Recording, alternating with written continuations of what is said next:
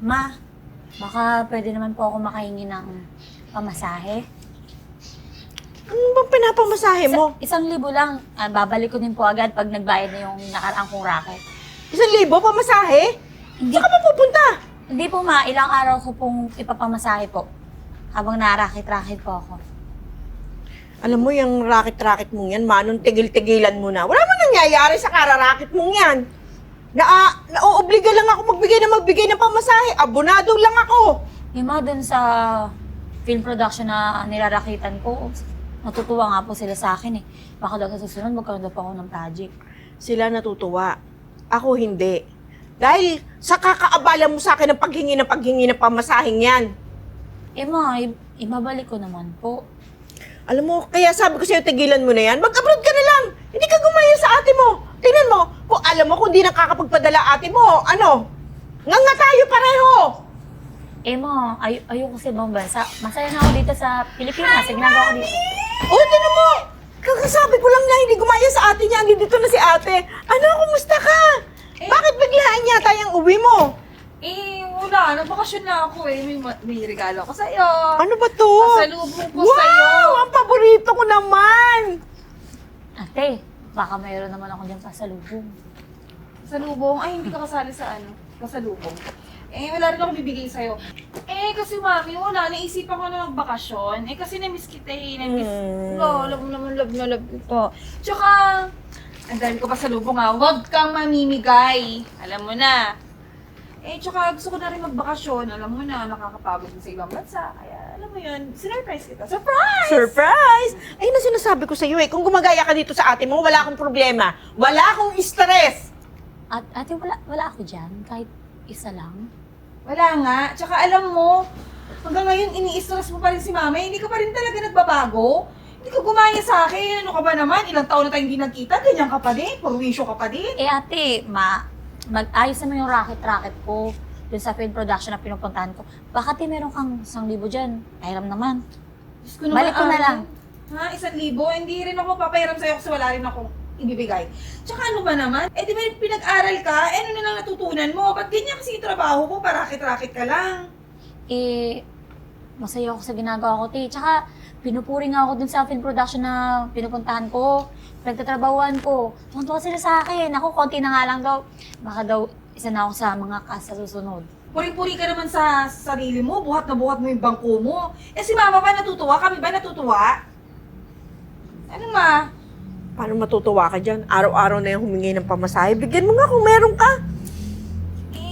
Wala nga. Ayoko din magbigay. Naka-budget tong pera ko pero hindi para sa'yo. Hindi aalis yan ang hindi mo bibigyan.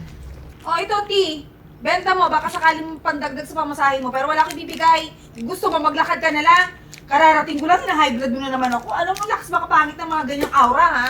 Balisin mo na itong anak mo na yan. Sige, ma. Una na ako. Salamat sa tip.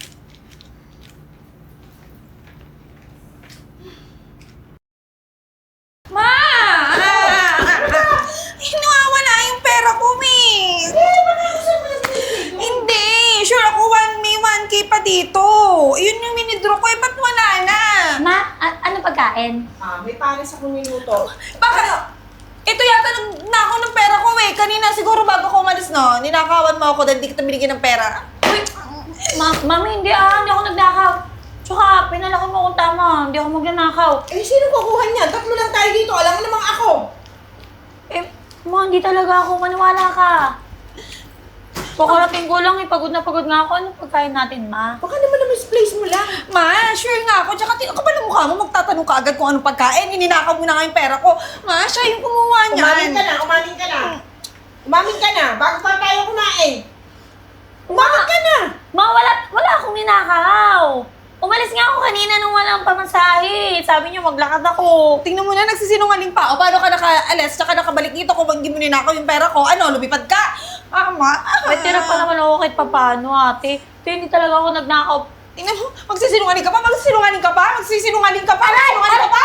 Ma, wala naman talaga ako ninanakaw eh. Sino nga kumuha? Tatatlo tayo dito. Alam mo, umamin ka na! Nagsisinungaling ka pa eh! Di ba ha? Ang kapal ng mukha! Wala naman talaga ako ninanakaw, ate. Magsisinungaling ka pa? Magsisinungaling ka pa? Ha? Magsisinungaling ka pa?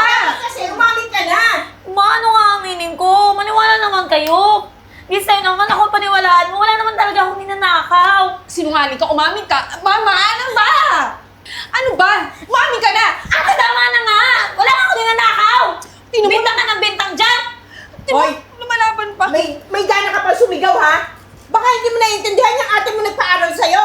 Pagkatapos pagdating dito, sisigawan mo lang? Eh, ma'am, pinagbibintangan niya ako sa bagay na hindi ko naman ginawa eh. Ayan ang napapala mo, ha? Saka sasama mo nung kung kani-kaninong, kung ano-ano mo yung mga pain-pain na ginagawa mo yan. Ayan ang napapala mo. Yan ang natututunan mo. Alam mo, sa kanila ka na lang sumama, no? Kesa ganyan lang kayo ng ganyanan araw-araw, maigi pa. Malaki ka na rin lang, lumayas ka na rito. Ma, saan ako titira? Ewan ko sa'yo! Maganda ka na! Ma naman! Sige na, sige na! Umalis ka na, umalis ka na! Alis na! Ma, wala akong titirahan! Hindi ko alam sa'yo kung anong gusto mo mangyari. Kalad ka rin mo nga yung palabas. Umalis ka na! Alis! Mag-away kayo na mag-away dito. Araw-araw na lang kayong ganyan.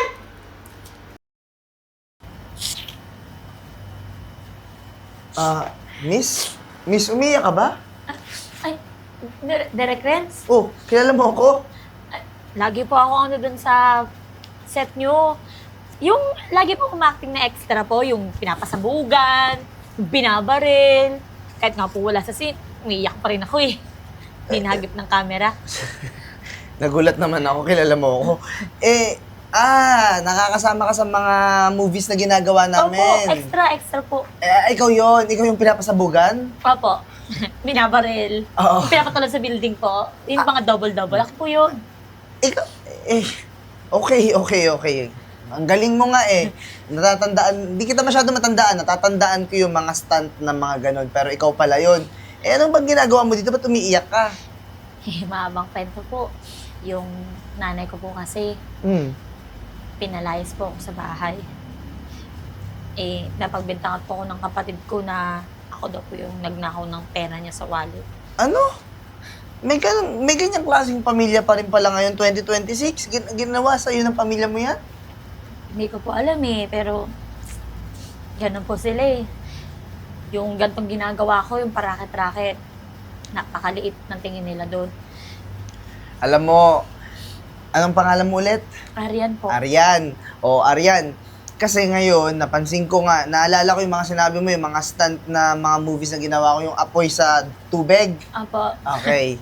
Ikaw yun, nandun yung sumabog. Apo. Naalala ko. Ang ganda nun. Alam mo, may potential ka eh.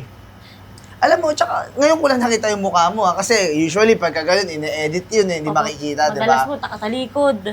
Maganda ka, Arian. Ngayon ko lang nasilayan yung mukha mo, tsaka sayang yung talento.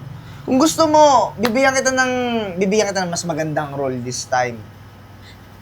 Talaga po? Di Oo. ba kayo nagbibiro? Hindi na joke niyo Hindi, na po kasi ako, Derek, ha?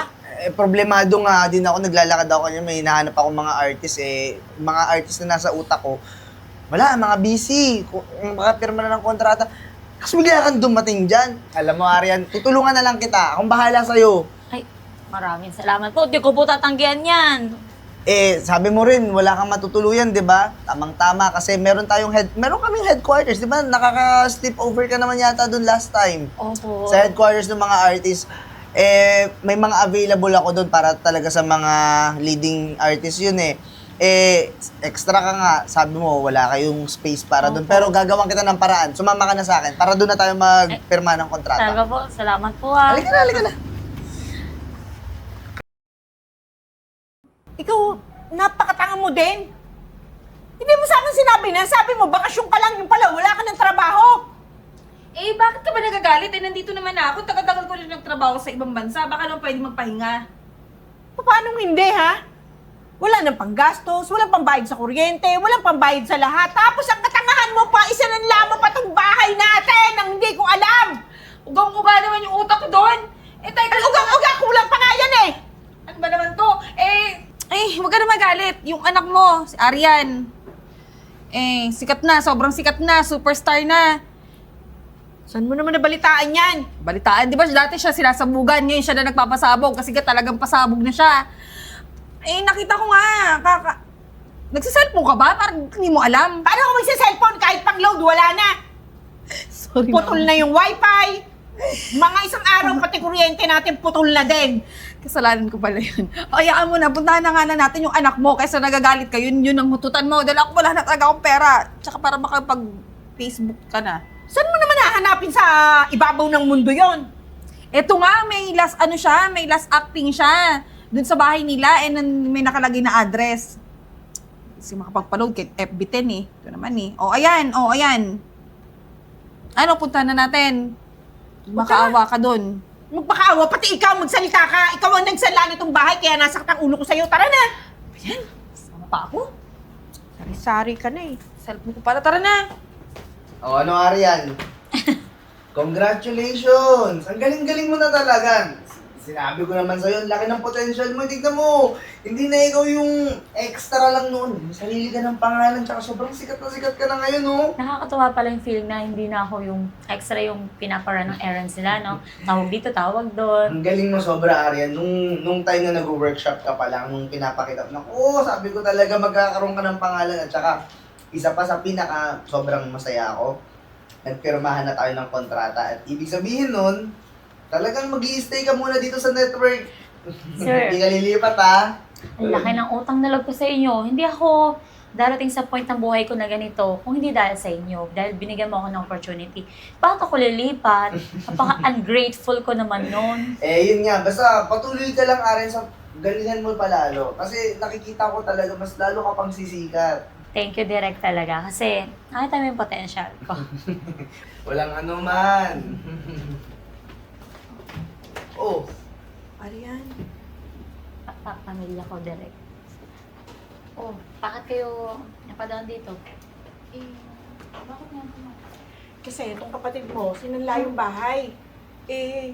Sayang naman sa ibang mapunta, nabalitaan namin, maayos na yung tayo mo. Ikaw na lang ang kumuha. Kesa sa ibang mapunta. Ma, kukunin ko yun, hindi dahil sa inyo, ha? Dahil, ano doon yung memories na ni Papa? Yun nga, isang sinasabi ko dito sa kapatid mo eh. Ang kulit kasi neto eh. Basta-basta na lang sinala ng di ko alam eh. Nanghihinayang nga ako doon. Kasi, alam mo naman, bago namin naitayo yun ng papa mo, kung kaya mong kuhanin, ikaw na lang. Huwag kayo mag-alala, ako na po kukuha. Huwag yun alalahanin yun. Ay, naku, salamat. Kasi patong-patong na interest noon pagka hindi nakuha agad. Kaya pakigawan mo ng paraan. Tsaka bukod dun, humingi na rin tayo ng sorry, ma. Yun pa isang pinunta namin, natatensyon lang ako dun sa lintik na, sanglasang lang yan, kaya yun ang naiuna ko eh. Hihingi rin sana ako sa'yo ng pasensya. Kung ano man yung mga nasabi ko sa'yo noon, masyado kong pinabaruntong ate mo, tinan mo ngayon, tambay! Hindi na makaalis. Ewan ko dito kung anong plano nito sa buhay. Mama, tagal na yun. Huwag niyo na isipin yun. Wala na akong sama ng loob sa inyo. Tsaka, pamilya ko kayo. Ang tama bang magtanim ako ng galit sa inyo? Kaya feeling ko rin ang daming swerte pumapasok sa buhay ko. Dumarating kasi hindi ako palatanim ng galit. Oh, salamat anak ha. ay, ito pala yung pamilya mo. Ay, ito pala yung director. Ay, na direct, magandang gabi po. Gandang gabi. Oo, kapatid ni Arian, alam mo, maganda ka ha. Gusto mo rin ba mag-artista? Alam mo, bagay ka, ikaw naman yung papasabugan. Gusto mo yun? Okay lang yun. Direk, ano ka ba? Kahit nga gawin mo akong isda, okay lang eh. Kahit anong role kaya mo. Oh, direct, payag Oo, naman pala pwede. siya. Pwede. May isa akong movie na kailangan na ayusin. Gusto mo, ipapasok kita. Kailangan, pagkatapos kasi pasabugan, kailangan makita magbangkay, lasog-lasog. Okay lang ba yun? Ay, sige, basta kakayanin ko syempre, di ba? Ano ka ba, kahit anong role naman, may mga bayad naman yan. So, worth it pa din. Tsaka Oo. malay mo, di ba? Bakit hindi? Di ba? Mag-isa tulad kita. Hindi ko. May gagawin kasi akong upcoming movie na title Last Night ni Mama. Baka gusto mo, ikaw rin na eh. Hayain na lang sa mga anak ko. Ako Sige. matanda na dyan. Mabuti naman, nagkaayos kayo. Kung gusto nyo, Kumain na ba kayo? Nag-dinner na kayo? Hindi pa rin Mag-dinner kami ni Derek. O, baka gusto niyo sumama na Naku, rin. wag na. Tinan mo mga itsura namin. Okay lang yan. Tara na. Nako, halika na kayo. Yeah.